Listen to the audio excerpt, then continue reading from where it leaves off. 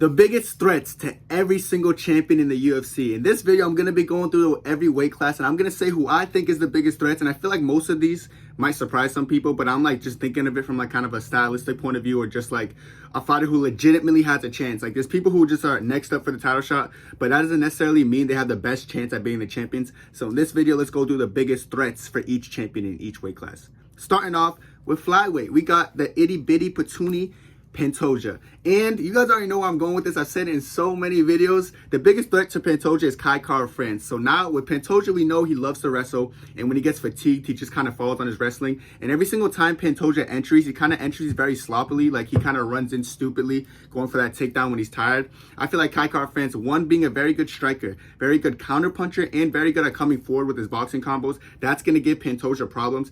In addition to the fact that I think Kai Kara-France is the best defensive wrestler in the flyweight division, period. You know, he went in there and gets Amir Albazi, who shot like 9 takedowns, scored only 1, I believe. It's like, and even took down, like, he has good offensive wrestling and defensive wrestling. So, like, Pantoja going to try to go in there and just be like, oh, I'm going to try to bully him with my wrestling. Not going to work against Kai Kara-France. And on top of that, I feel like on the feet, I feel like Kai Kara-France has a significant advantage over Pantoja. Pantoja, like, he can strike to, like, kind of keep up, but he's not really good at striking. Like, we've seen Roy Val and him going in there. We've seen Moreno and him. It's like, he can strike with them, but just not to the extent. Like, they're always better strikers than him. What gets him the edge is his wrestling, but when you can't, when you're getting outstruck, then you try to wrestle, but you can't because Kai Kara-France is just too good defensively.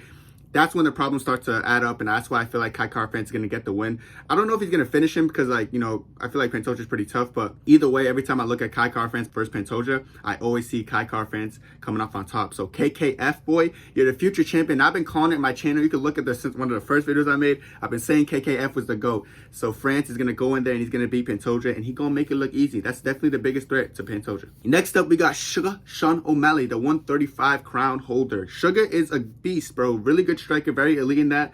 Now, I feel like most people might just lean towards, oh, the biggest threat is probably Merab, but I think it's Umar Nurmagomedov. I feel like Umar is more complete than Merab. The thing about Merab is, like, I know he's probably going to beat Sugar, I'll be real, but he wants to go in there and out-wrestle you and just smother you for the course of the round because he trusts his wrestling, you know, so good for Merab. And it's going to probably, it might work against a Sugar, but with Umar, like, he could do what Merab does as well. Like, he can go in there and just maul Sugar for the entirety of the fight. And if he's forced to stand, we've seen against Corey Sandhagen, who's a great striker. He was forced to stand against Corey. He went in there against Corey, and he outstruck Corey and out-wrestled him and out-grappled him. He beat Corey in every department of fighting. And I know people turned around after that fight, like, you know, Corey's kind of overrated in striking.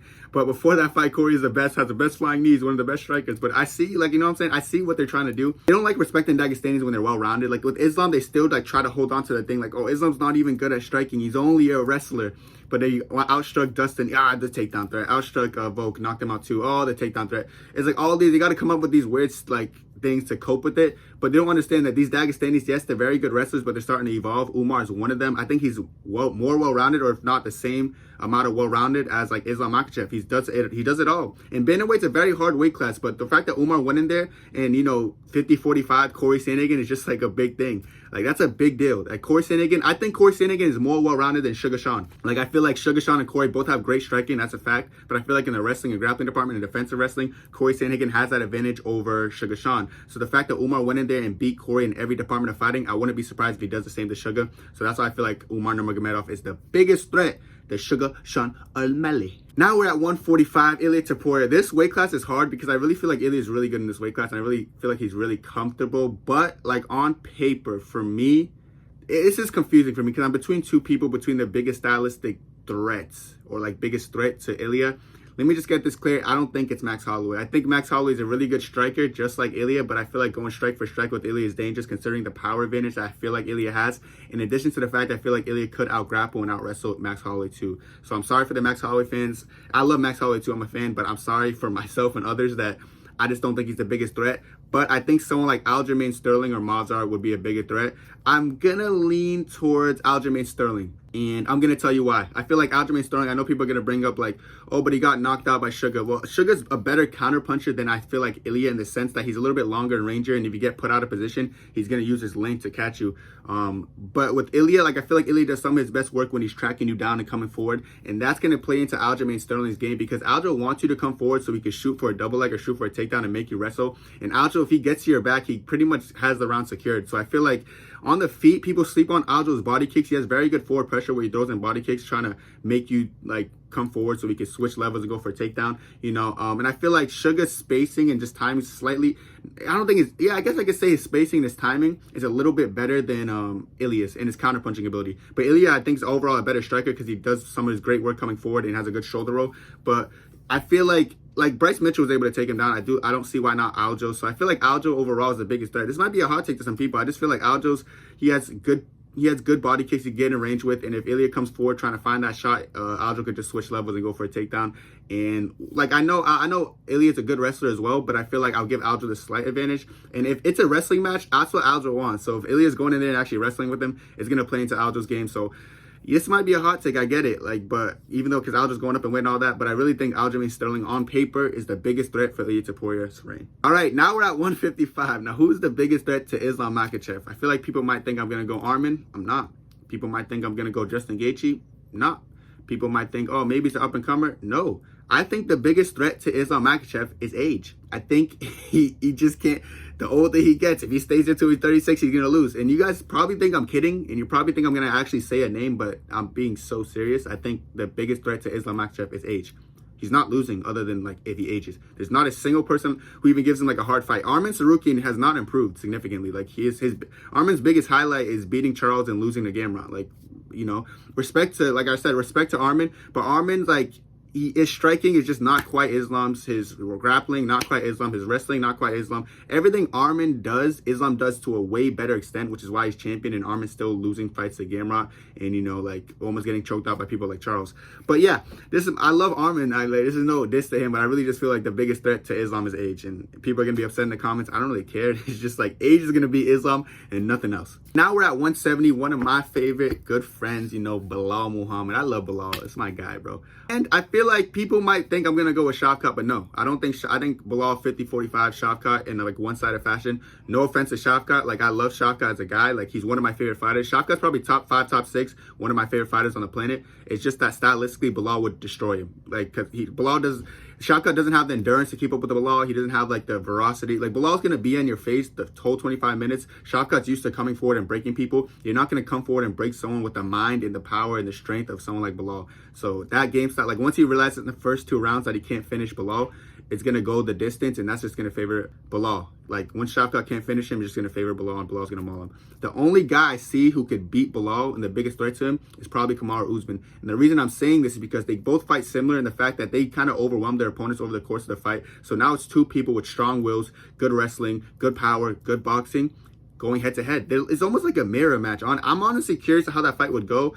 Of course, you guys know I love Usman, and you guys know I love Belal. So it's like one of those fights, like, you know, it's going to be a hard fight for me to watch. One, it's going to be bittersweet because no matter who wins, I'm celebrating. But I really feel that fight should be even next because I know Shavkat's coming off a win over a 41-year-old Wonder Boy, but I just feel like even Usman, even though he's coming off of, like, you know, that controversial head kick when he was winning the whole fight, then the third fight that was supposed to be a draw, then he won 2 rounds against Khamzat, but they still gave Khamzat the win or something. Like, I feel like Usman just had a bad luck of the draw with some of these recent fights. I really still think he deserves it. Maybe not deserves it, but I feel like he should be next.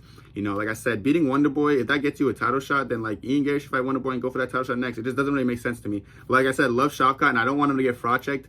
So, you know, just give him some time. For now, put in Usman and Belal, see who wins. That's going to be a hard fight, and I feel like the wrestling's very similar, endurance very similar, like the boxing very similar. Maybe I'll give a slight edge to Usman, but I really don't know.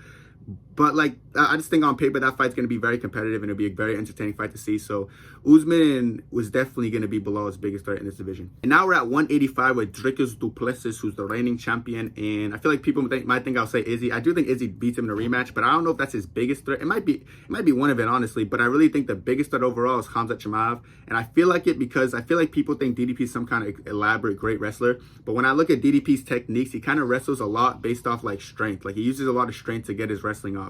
Like, DDP's not very technical wrestler. He's not, like, doing anything with these crazy trips or, like, high crotches or doing something sporadic or new. He's just kind of like, I'm bigger and stronger than you, so let me just drag you down to the ground. With Khamzat, it's way more technique and power, so he mixes the both. Like, he'll lift people up and walk them across the ring with straight power, but he also has a technique to, like roll with you. Let's talk Kevin Holland. When Kevin Holland's trying to roll out of position, most guys would not be able to keep their hands and holds on Kevin Holland, but the way Khamzat was rolling with Kevin, he was just able to, like, control him well. So I feel like Khamzat's wrestling is way more impressive. So I feel like he's actually going to go in there and just Might even be a quick fight and almost embarrass DDP. He's going to show the difference when there's two strong people who know how to wrestle. Okay, there's two strong people. They both think they know how to wrestle, but one person's really just wrestling off strength and one has technique and strength. The guy with technique and strength is going to win. Hamza has been looking huge outside of camp. I know the only thing about Hamza's struggling with is his illness and like his sickness, but other than that, like he should be ready for anything. And I really think he's going to go in there and he's going to make DDP look like easy work. So I really feel like the hardest matchup or like the biggest threat for DDP would probably be Khamzat Chimaev, and I really think Khamzat might be the best 185 on the planet. I'll be so real.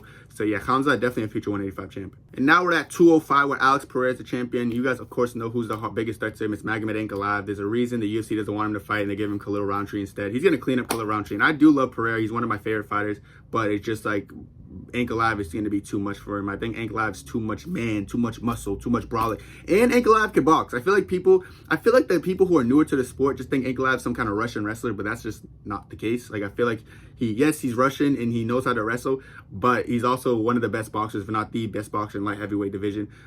Pereira's susceptible to 1-2s. We've seen it with Izzy. I feel like Ankalaev has a really mean 1-2, very good power behind it as well. And if he needs to, he can mix in the wrestling. If Ankalaev goes in there and wants to win and mix up all his weapons, he'll win the fight. If he goes in there with the ego, tries to kickbox, I could see Pereira finding a way to maybe pull it off with power. But either way, the biggest threat to Pereira is not even close. Like Pereira beats that entire division. Can we be real? Like Pereira just smacks everyone. Pereira's like one of the greatest of all time. He was smacked every single light heavyweight on the planet except Ankalaev. So that's why I feel like the UFC is trying to be very careful when they make that fight happen. Maybe they want Ankalaev to have a little bit. Maybe they want Pereira to have a little bit more title defenses or something. I don't know.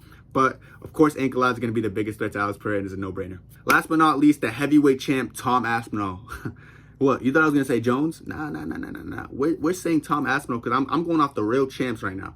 I know Jones fans are going to be in the comments, so it's like, Kenny, how dare you do this? I'm sorry, but I'm not sorry. So Tom Aspinall, bro, the biggest threat to the real champion Aspinall is Jailton Almeida. And people are going to be like, what? He just got finished by Curtis Blades and didn't Aspinall finish Curtis Blades? I'm going to use MMA math and I'm going to justify this. But like, I know the MMA math appeal and I know people think it's intelligent. And I also know that people didn't really watch the Curtis Blades versus Almeida fight. They just saw the highlight of him getting knocked out in the second round, going for a takedown. But Almeida's wrestling is very impressive. I think Curtis Blades is the best wrestler in the division before Almeida, and you saw what he did to Curtis Blades in the first round. Just took him down and massacred him. I don't think Aspinall's as good of a wrestler defensively or offensively, if anything, as Curtis Blades. So I feel like the success Jailton Almeida did have against Blades, he would have similar success against Aspinall. And the thing about Aspinall and Almeida is that we know Aspinall only finishes people in the first 2 rounds. Like, he didn't really get out those rounds. So here's the thing. You're in a 5-round fight, and Almeida was ragged on you the first 2 rounds, and now you don't have power behind your punches, and now you're a little bit more labored in your approach, and you're a lot more tired than you usually are. What are you going to do there? You're going to be panicking, and you're going to probably get wrestled the whole fight, 25 minutes, get mauled, or Almeida's going to find a submission, because we know Almeida's very smart with it. I really think Almeida's the best heavyweight on the planet. It's just a matter of time before he holds the belt. Like I said, I feel like they're sleeping on Almeida, and I really feel like Almeida would destroy. Let me not say destroy, because I like Tom Aspinall, but he'll beat Tom Aspinall. Trust me, once he gets out that first 2 rounds of just wrestling him and just being so heavy on him, Almeida's not going to have that steam behind his punches, so there goes that knockout power. And once that knockout power is gone, and all that movement and herky-jerky movement that he uses so much in the first round is gone, it's going to be a very hard fight for him to win against Jailton Almeida. So I do think Jailton Almeida would be the biggest threat to the real champion, Tom Aspinall. That's it for me, though. Let me know what you guys think about some of these picks. I think I didn't really go the common approach, but I think I went the common sense approach, or I thought out of the box like other people want to do. But let me know what you think. That's it for me, though, and God bless you. 2, 3.